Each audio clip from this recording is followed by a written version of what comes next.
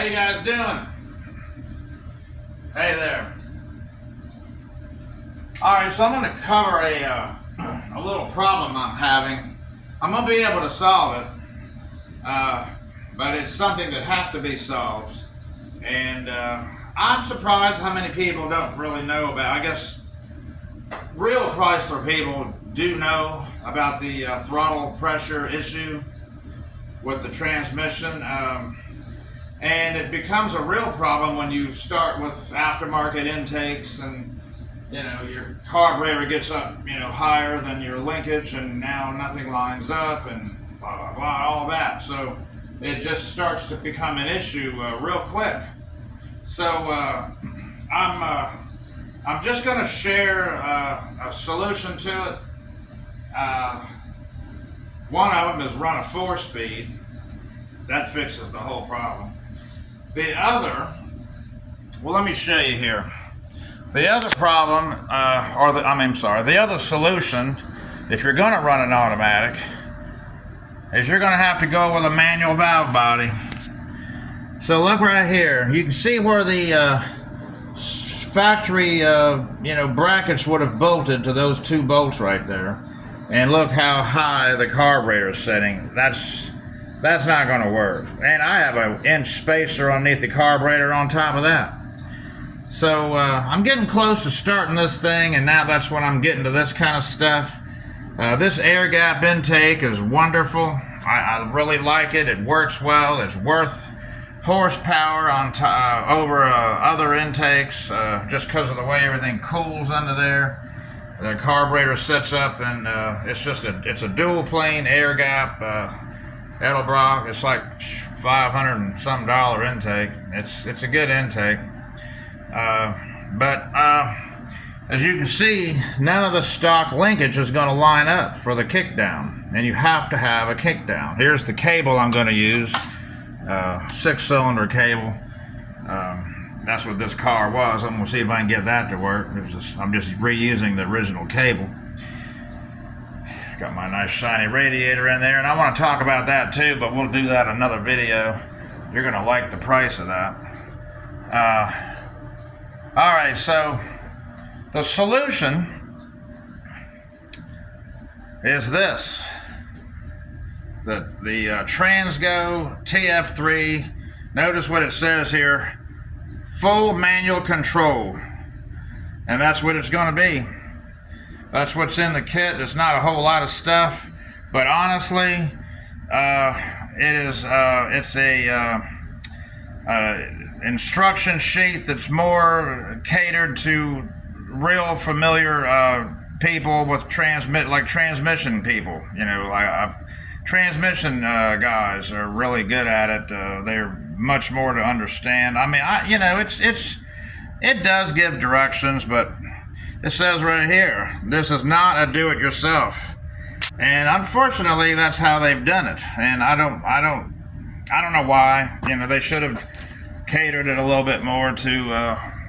They probably sell a lot more ordinary people. There is directions, and there's a guy online that explains them a little bit further, but he doesn't really start from 1, 2, 3, 4, all through all the steps. He kind of jumps around, kind of like the directions do, and that's what I've found out with these directions. But it's all right. I have a friend of mine in Virginia.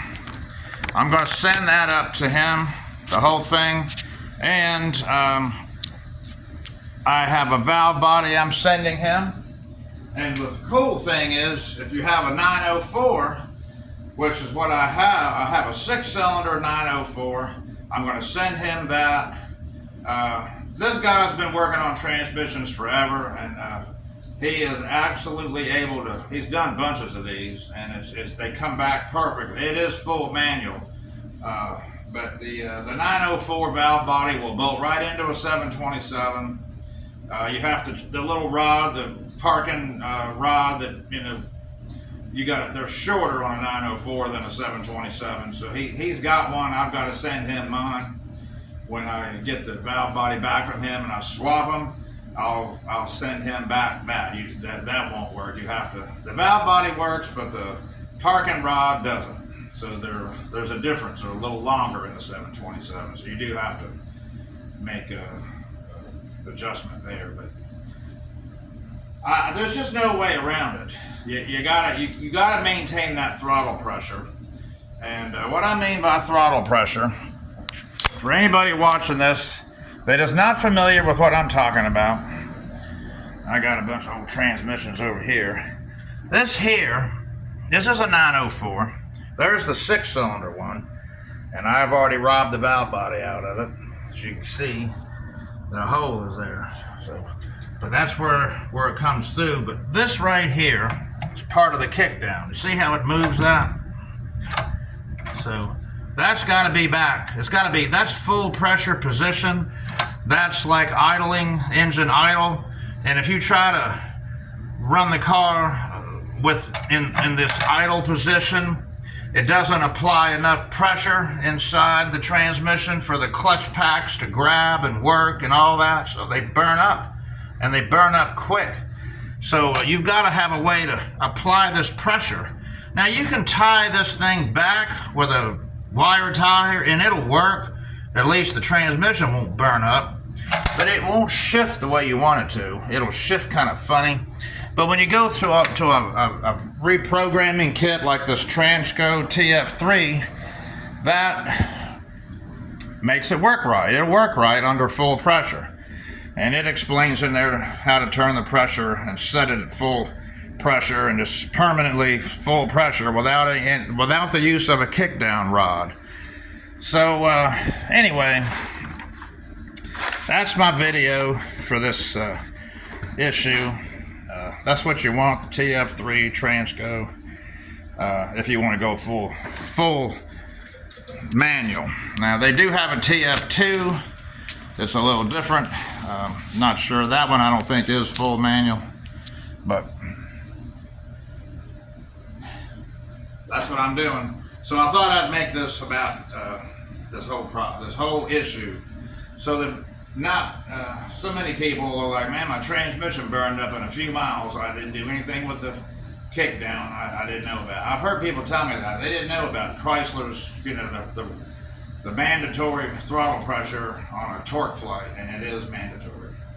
You gotta have as the carburetor, as you increase gas when you're driving, the kickdown gradually increases throttle pressure. That's how it's made from the factory. But if you don't have any of that linkage, you're not going to have it. So that's how transmissions get burned up, or you do what I'm doing. All right. I mean, that's all it is. I'm going to send this to Virginia, and my buddy Charlie up there is fabulous at this stuff. He's excellent, really. And many other things too. And he's a good one. He's a good one to do this with. So, all right. I certainly appreciate you guys, and please subscribe to me. And I've got a few more videos to do on this car. It won't be long. I'll have it running, and we'll see how it's going to do. And but I got to get this transmission straightened out first. So, 10-4. All right. Thank you. I'll talk to you a little later.